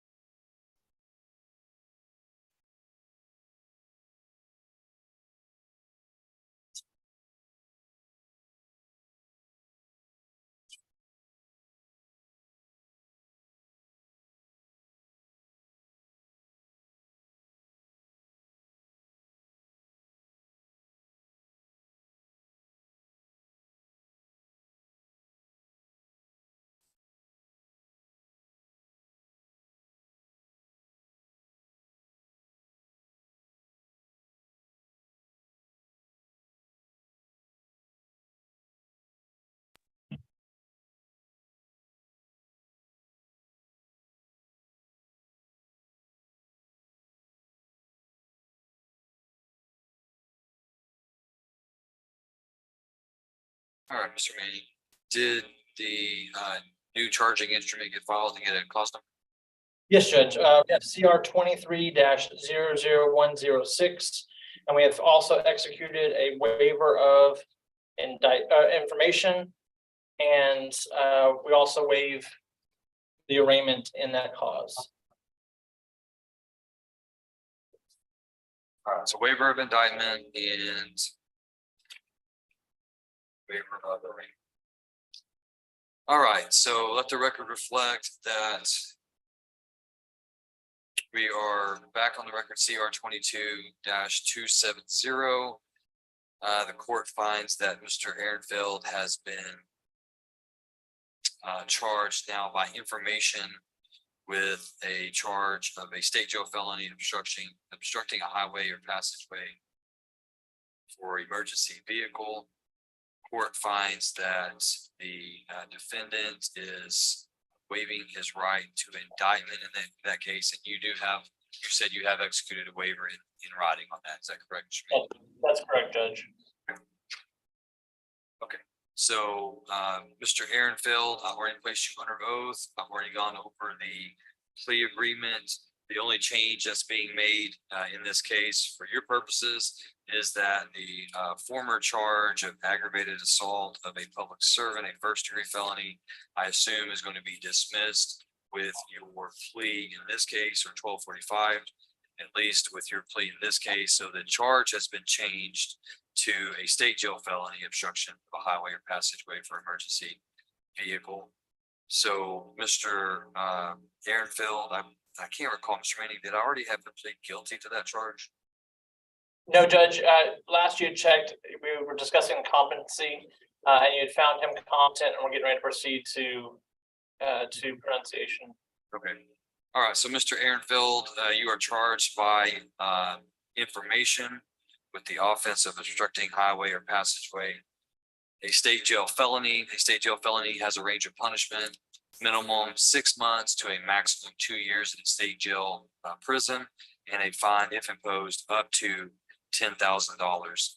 I see here that the plea agreement and recommendation of the state is that upon your pleading guilty to that offense, that they would recommend the court defer a finding of guilt, placing you on community supervision for 4 years, having you pay court costs, reimbursement fees, and the state would be dismissing several charges: criminal trespass, accident involving damage, daily conduct, and another accident involving damage.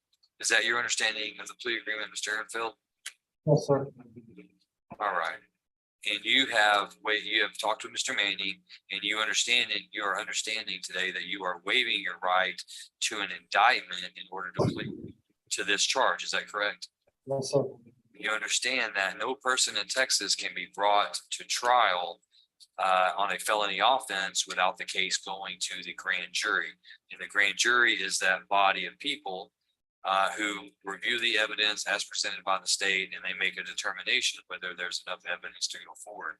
You understand that you are waiving your right to that grand jury review of your case.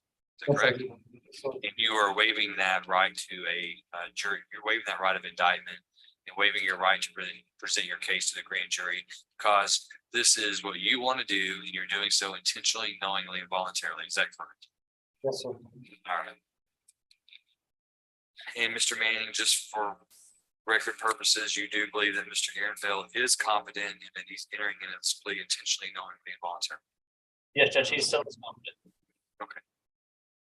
All right, then Mr. Ehrenfeld, understanding the range of punishment, understanding the plea agreement, you also understand that if you are placed on deferred community supervision, that if you violate any of the terms and conditions of your community supervision, the state can file a motion to adjudicate your guilt. That means to convict you.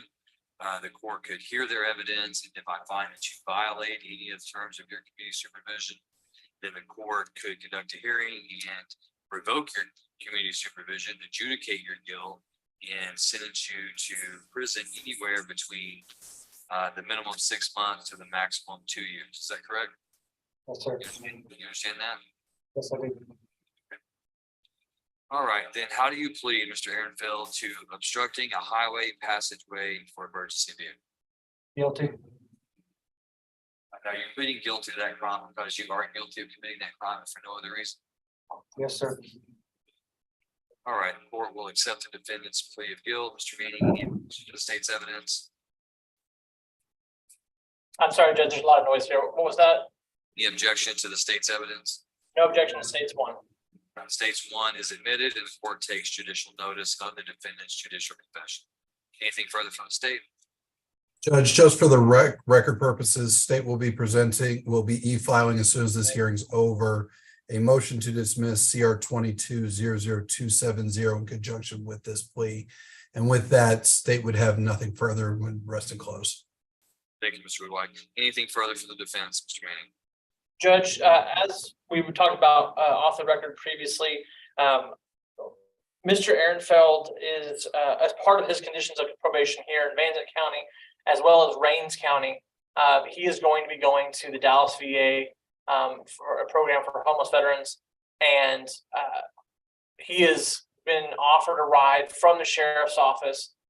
He is, as a condition of his probation, going to remain here in Van Zandt County Jail until Thursday, when we've been told he'll be able to be transported from the Van Zandt County Jail to the Dallas VA. And we've communicated that he understands and waives any objection to any error that could be incurred by that. But he also understands that it's part of his conditions that he is to comply with to remain here until spot becomes available or transportation becomes available on Thursday.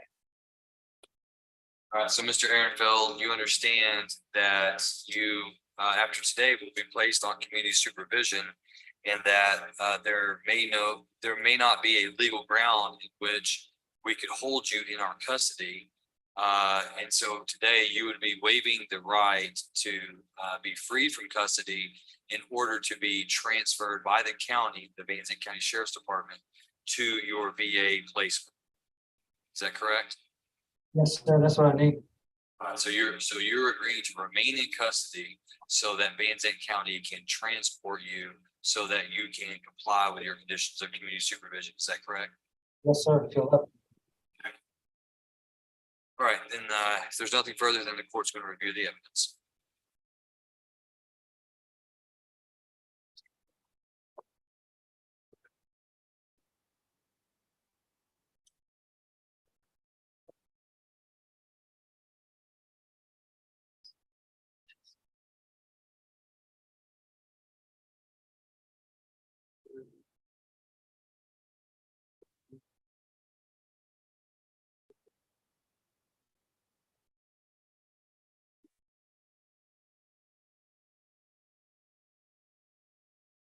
All right, the court has reviewed the evidence. The court finds that there is sufficient evidence to convict Mr. Ehrenfeld of this offense. The court will follow the plea agreement and the recommendation of the state. The court hereby defers the finding of guilt, places Mr. Ehrenfeld on 4 years community supervision for the offense of obstructing a highway or passageway for an emergency vehicle. The court dismisses under section 1245. Cause number 2022-365, a criminal trespass, DA 2022-453, accident involving damage, DA 2022-0451, deadly conduct, and DA 2022-454, accident involving damage. Court imposes court costs of reimbursement fees of $575. Mr. Ehrenfeld, you hereby remanded to the custody of the sheriff so he can carry out the terms and conditions of this sentence.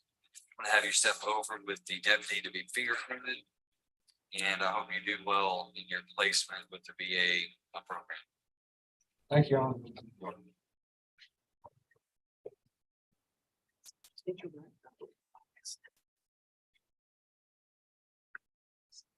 Mr. Manning. Judge, my understanding that Mr. Boylan is going to be brought up once the doctor is available. If that's still all right with the court. I'm not sure what the doctor status is. Yeah, I believe that Dr. Foreman was gonna zoom in at 4:30 and said he wanted to be part of the hearing. Okay, I'll be standing by here, whenever the court's ready.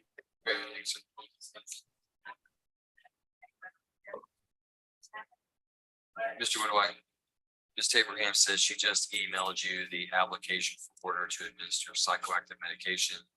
I believe that this just originated this concern about Mr. Boylan. So I know there's not much notice to the state. I believe that Mr. Meany is going to be in agreement with that, and Dr. Corman has already opined. So anyway, this has been sent to you. And so we're gonna have Dr. Foreman get on and we're gonna see if we can have the hearing, the grounds are met, and consider forcing psychoactive medication for Mr. Boylan so he doesn't continue to deteriorate. Yes, Your Honor. All right, so she said she emailed that to you. If you don't have it, let me know. I just received it, Your Honor. We'll review it shortly. I appreciate it.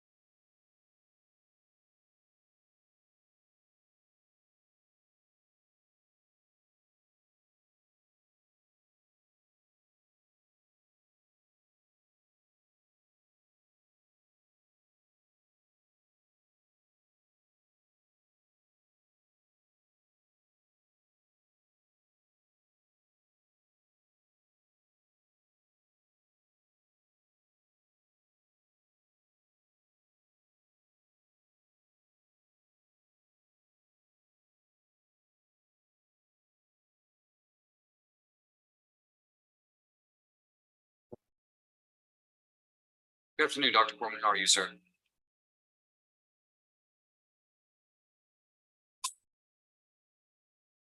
Can you hear me? Yes, sir. I can hear you now. How are you? Very good, thank you. All right, let's see. Mr. Manning, do we have Mr. Boylan in the courtroom yet? Not yet, Judge. I was wanting to go through a couple procedural issues, as this is my first time doing a 46B hearing. I was looking over the statute and it appears there's a requirement for under D, Let's do this. Tell me what statute you're reading. 46B. 46. All right, I don't have my code. Give me a second. Let me go get it. I was reading under health and safety code. Hang on. Let me go get my book. Okay. Are you still there? Yes, sir. Okay. Do you have a copy of that motion that you filed or that was filed? I do. I mean, it was just emailed to me three minutes ago. Okay, I'm just trying to figure out 46B looks to be the applicable statute. And I'm seeing that there appears there may need two physicians, one who's a physician at or with the applicable facility program who's prescribing the medication, and the other who is not otherwise involved in proceeding against the defendant. Hang on, Mr. Manning, but I am familiar with that. So this is a physician's application. This is not an application filed by the state. Okay. Yeah, so this was filed by Dr. Corman. The state didn't file this. So I have read over those statutory requirements. So this is a proceeding under 574.104 physician's application for order to authorize psychoactive medication. Excellent. Yes. And I think that now the due process concerns is why the legislature put the requirement of two physician certificates, in that it would be the state seeking to force meds for purposes of continuing the prosecution versus a healthcare provider like Dr.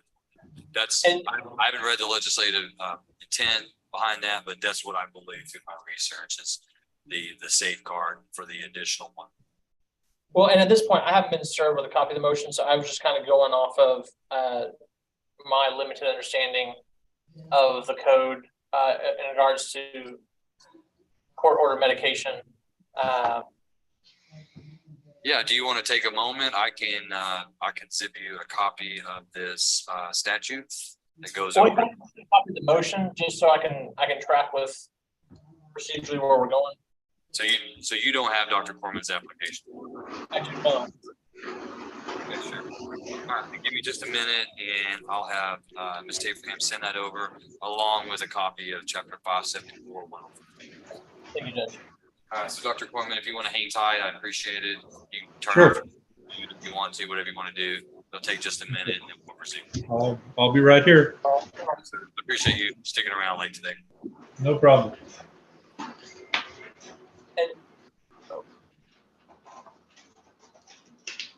Mr. Manning, do you need me? Well, Or do you I'm need Judge? as you know, we're getting him dressed as we speak. So he may be here in just a second. Okay, I forward you the application, but I think Ms. Abraham's going to do that. Excuse me, as well as chapter of 574 of the Health and Safety Code is what we're proceeding under, Mr. Manning. Okay. You don't need Miss Lisa anymore. Well, I don't think so.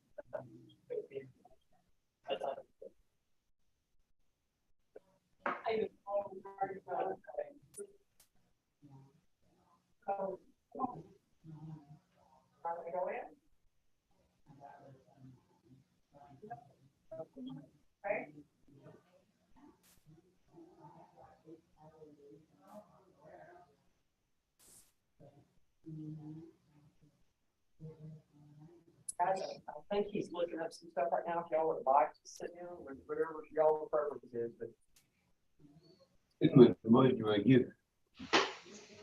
Hey, Dr. Davis. How you doing today?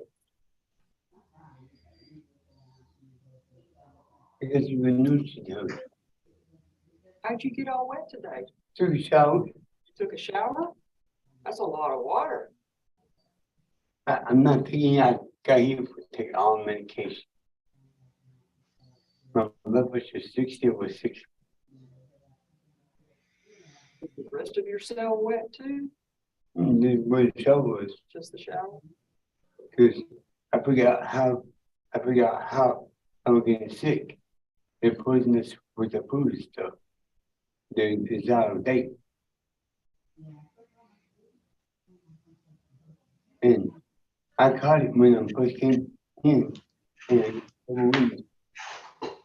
this man is not even supposed to be a lawyer or district attorney, and then Gerald Ford from Johnson County, which is Corpus Christi, Texas, Navarro County. How'd your clothes get all wet? Drying off in the shower. Or you dried off with your clothes? I didn't get off all the way through Judge Christie. But were you using your clothes to dry off? Mm. What kind of makes it work? Good do ya. Anyway, putting Miss Mark, come on. Hey, Miss Taylor, how you doing? I'm doing well, sir. I got you caught, Mr. You can put you in prison too. You, this one, all of you came from Navarro County, placing you in prison, but 3 people. And they all, 4 people in this family. Mr. Patterson, Mr. Baker, Mr. Stephanie Ashley, which is Ashley, my girlfriend, Shelley Ashley, and the one that's not going is going to be him and you and Miss Heather. And that's an honor. Senior FBI cop yourself. Right here in Johnson County. And Hey. where? Hmm? Where? Right here in Johnson County, Texas. Dallas, Address, Texas? Johnson County. Johnson County? Address right here. 1800 North Ridgemont Street, Johnson County, Cleveland, Texas, 765. All right, 76103. Is that home for you? Both zip code. And the other one is 76033. Who else is there at home? Now I'm a family right here. And Who's that? Who's your family? Chapman family, So you got your mom, right? your wife? We go to the same church. My wife is, her mother is with elder. My grandpa passed. He told her, he takes my name, to send me Elder Brown. I've never done anything to any kids. Where's your mom? Mama, over there in Selma, my grandma, in safe so. What about your dad? Same place, Same place? all with the family, Do you have any brothers and sisters? a whole bunch, Whole bunch? Where are they? all right here in one place. Cause didn't he? And then me right there. In Johnson County? And Johnson County Jail. Because there's one officer, and I caught him myself. I showed that evidence, Mr. Tony about the on the court docket, the high caught it. Hey, Mr. Boylan, how are you doing today, sir? Good. How you doing today, my friend? Hey, I'm doing fine. I'm doing fine. It's good to see you. I need to talk to these other gentlemen, so let's be quiet for just a second, okay? Okay. And then I'm going to talk to you for a little bit. I want to see how you're doing, okay? So give me just a few minutes. Let me talk to these other gentlemen, and then you and I are going to talk, okay? Okay. Thank you, sir. All right, this is the state of Texas versus Gerald Boylan. And today the court has before it an application for order to administer psychoactive medication filed by Dr. David Corman. Is the state ready to proceed? Yes, Your Honor. Is the defense ready to proceed, Mr. Manning? Yes, Judge. All right, go ahead, Mr. White. State would call Dr. David Corman. All right, Dr. Corman, sir, if you'll raise your hand, I'm going to place you. Dr. Corman, do you swear that the testimony you provide to the court today will be the truth, the whole truth, and nothing but the truth, so help you God? Yes, I do. Thank you, Dr. Corman. You may lower your hand. Go ahead, Mr. Woodwhite. Thank you, Your Honor. Would you please state your name for the record? David Corman. And Dr. MD. Corman, how are you? I'm sorry, what? David Corman, MD. Thank you. And how are you currently employed, sir? Well, I work at a couple of community mental health centers, one of which is the Andrews Center in Canton. Okay. And have you evaluated a Gerald Boylan? Yes, I have. Okay. And when did you evaluate Mr. Boylan? I saw Mr. Boylan on September. Oh no, I'm sorry. The date would have been January 10th, I guess. And Dr. Corman, you're aware. Sorry, forgive me. I'm looking at the wrong chart here. Let me pull him up real quick.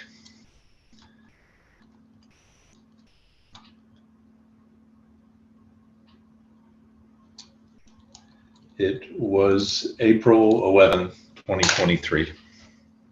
And Dr. Corman, you are aware that he is subject to an order that he is incompetent to stand trial currently. Is that correct?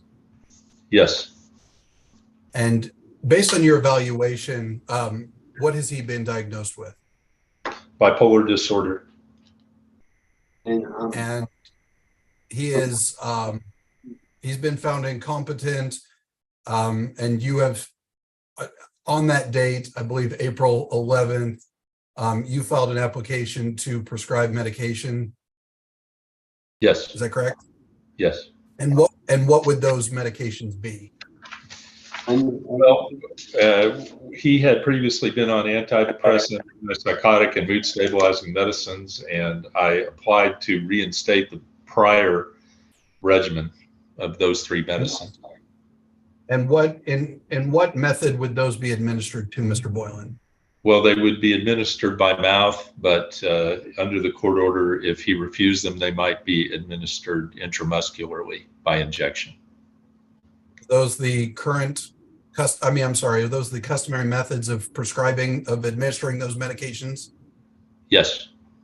And would that be the least restrictive possible way that we could do that? Yes. And given his diagnosis and his mental state, do you believe that he would have a better prognosis prescribing those medications? Yes, definitely. And if those are not prescribed or not administered to him, is there a negative prognosis? He's more likely to have psychotic regression and mood instability without medicine. Because my doctor, I know. Hang on, Mr. Boylan. Okay. We'll talk in just a minute. Have you considered all the alternative possibilities to this? And this is the best medical treatment for Mr. Boylan? Yes. And you believe that this, the administering of those medications outweighs whatever risks to Mr. Boylan of not taking them? Yes, I do believe that to be true. And you believe that this is the least intrusive treatment for Mr. Boylan that we can Yes. realistically proceed on? Yes, that's right.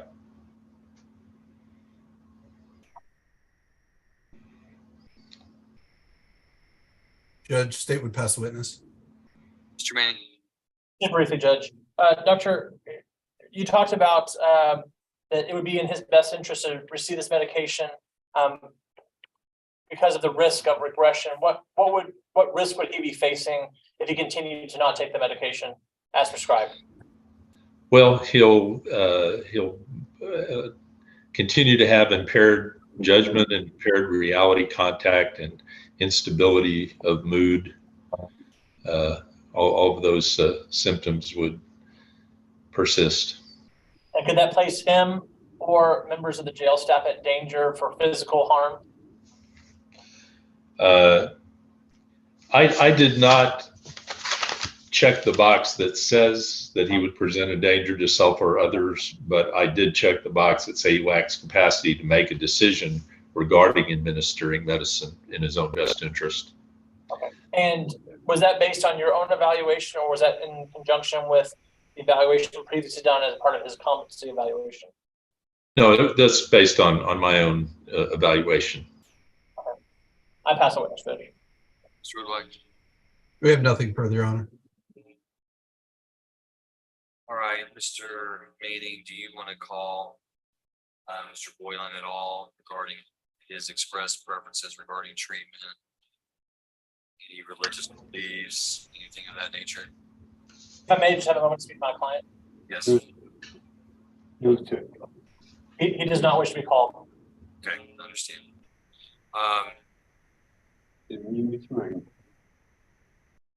Mr. Manning, I would like to, I think the court needs to hear from jail staff. Maybe we have some officers with us at this time that could give any information as to whether Mr. Boylan presents as a danger to himself or others because of a mental disorder or mental defect. So what I'm going to do is I'm going to take a recess for just a moment, and I'm going to ask that you inquire of these officers and any other officers, Deputy McLeish, you can assist Mr. Manning. I'm going to want to hear about that. I think it's necessary before a court can fully consider whether or not Mr. Boylan refuses to take these medications. If I can order that he be forced to take those. You understand what I'm saying? I understand, Judge. I don't know, since it's the state's motion, I don't know if you would like for them to question those individuals as witnesses, or if you'd like for the defense to question, I could very well do that as well. What I would like for you to do, Mr. Manning, as the defense attorney, is just inquire as to whether or not there's any evidence that he would be and Judge, I can go ahead and do that. I've been in touch with the jail staff. That's what I was saying. I was going to take a recess and let you just inquire, and then you can report back to the court whether you think any evidence exists to that or not. And if there is, we can identify the witness and I can let the state question. Yes, Judge. All right, so I'm going to mute the jail court so you can have those discussions in private.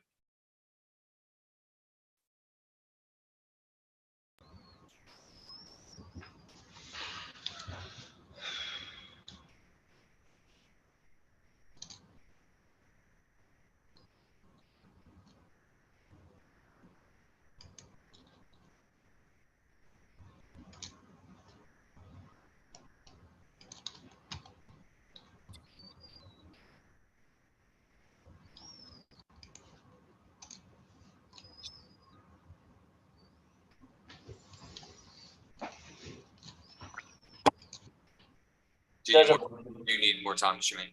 No, Judge. I believe Sergeant Davis will be the one that will be testifying to those items. Okay. And before we do that, let me ask Dr. Foreman. We haven't really defined danger as it's presented to us in Health and Safety Code, but under the plain meaning of the word danger, Dr. Foreman, do you believe that the state that Mr. Boylan is in right now, if he refuses to take the medication as prescribed, that he presents a danger to himself? I don't have any direct evidence that he is a danger to himself. And I would have to rely on reports from the jail staff to know if he is a danger to himself or others, based on behavior. Thank you, Dr. Foreman. All right. So you said Sergeant Davis can give some testimony? Yes, Judge. All right. Sergeant Davis. You'll raise your right hand. I'm going to place you in the room. Sir, do you swear that the testimony you give to the court today will be the truth, the whole truth, and nothing but the truth? So help me God. All right. Thank you. You can lower your hand. Sergeant Davis, can you inform the court whether there exists any evidence that Mr. Boylan presents a danger to himself or others in the correction facility as a result of his mental disorder or mental defect, based on his refusal to take any medications prescribed to counter those mental defects or mental disorders? Yes, sir. Last 3 weeks, he has become aggressive towards staff, medical and custody. When the food court has been open, he's reached out and tried to grab several different officers. Just today, when we tried to get him to respond to us, he woke up and tried to charge another officer with 2 other officers standing between him and that particular officer. Last week, he tried to charge the medical staff when he was unresponsive to us, trying to wake him up to take his medication. Thank you, Sergeant Davis. Mr. Manning, would you like any questions, Sergeant Davis? Yes, in specific concerns to my client's health, has there been periods of time throughout these 3 weeks where my client has refused to not only take his medication, but also ingest food or water? Multiple times. Multiple times? I can And tell you how long exactly. has, Mr. Boylan, I want you to be quiet so that I can hear from these gentlemen, and then I'm going to give you a chance to say what you want to say, okay? All right, I need you to remain quiet so I can hear what these guys have to say. Go ahead, Mr. Manning. and based on your training experience, is prolonged deprivation from food or water due to the health of the base being housed here? Yes. No further questions, Judge. Would you like any questions to Sergeant Davis? No, Your Honor, I think we've covered it. All right, thank you. Okay. All right, is there any further evidence from the state, Mr. Boylan? No, Your Honor, we would rest and close. Thank you, sir. Anything further from the defense? Mr. Nothing Manning? nothing from the judge. I just want the court to take consideration of the court's file as how long Mr. Boylan has been in custody, as well as how long he's been waiting for bed in Terrell State. All right, court will take judicial notice of the court's order finding Mr. Boylan to be incompetent. That was dated September 1st, 2022. The court will find Mr. Boylan has remained continuously in custody, waiting in bed at a hospital for purposes of restoration. Dr. Foreman, is there anything else that you think would be of import to know regarding Mr. Boylan that you haven't testified to today? No. Okay, thank you, sir. All right, then the court having considered, well, let me do this. I told Mr. Boylan I was going to hear from him. Mr. Boylan. All right, I want you to tell me about your medication. Why will you not take your medication? Because I was I was getting mad, and my best friend Stephanie Miss Happy can back me up. I known them since I was in school. We started this team. Yeah. Mr. Boylan, do you understand that the medications that Dr. Foreman has prescribed are medications that these doctors believe will help you, and they will help you so that you can understand what's going on in the case, so that you can help Mr. Manning, so that we can have a trial, and so that you can try to get out of the Van Zandt County Jail. You understand that? And you understand that if you don't take those medications, they can't help you. Do you understand that? Man, you know, I have information. I can tell you the address to look up for my church family. Mr. Manning, can you repeat what he said? It's coming through kind of garbled. He was wanting to provide the No, I'm court, trying to he was attempting to provide the court the address for his church family. Okay. All right, Mr. Boylan, anything else you want me to know before I make a decision on whether or not you understand? Do you understand, Mr. Boylan, that what may happen today is that I may order the nurses to give you the medication? If you refuse to take it, then they may have to put you in a chair and strap you down and give you the medication so that we make sure that you're getting it. You understand that may happen? Do you understand that? I couldn't ask about my sister. You back me up on it. I fixed it just right. You smell like I don't get it. Trapped inside my stomach. All right, then based on the evidence presented to the court today, the court finds that Mr. Gerald Boylan is under a court order to receive inpatient mental health services. That he is in custody awaiting a trial on a criminal proceeding, and he's been ordered to have mental health services inpatient within 6 months preceding the hearing.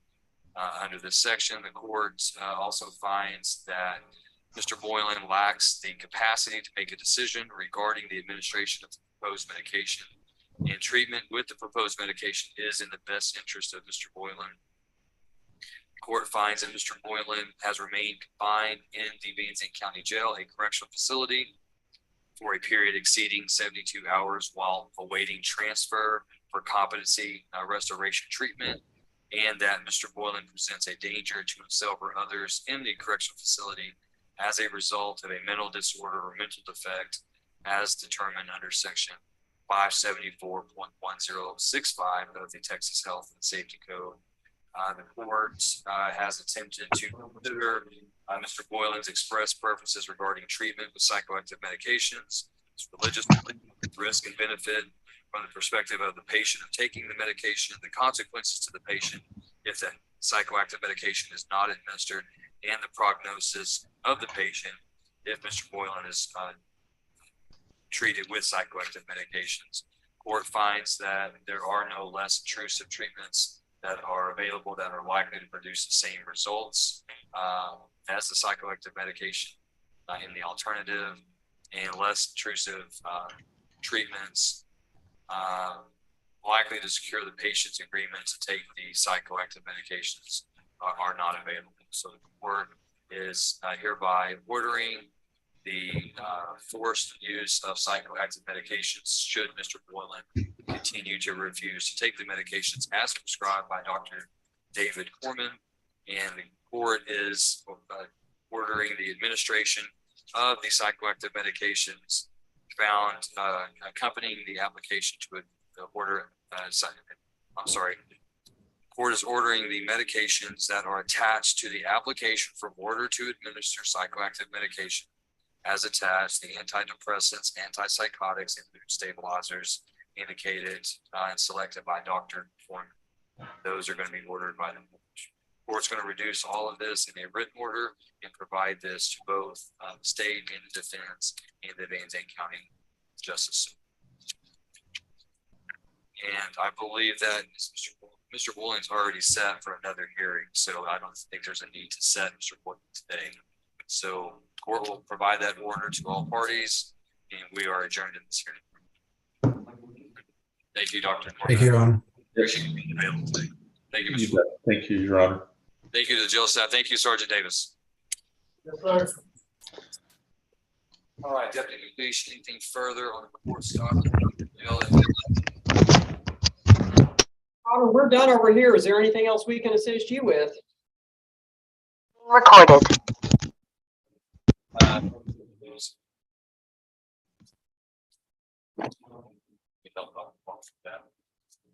No, I do not believe so. Thank you, Mr. Manning, for doing that on the fly. Appreciate that. No, I believe that concludes the court's afternoon docket. And if you don't have anything else, we'll be adjourned. Thank you, Your Honor.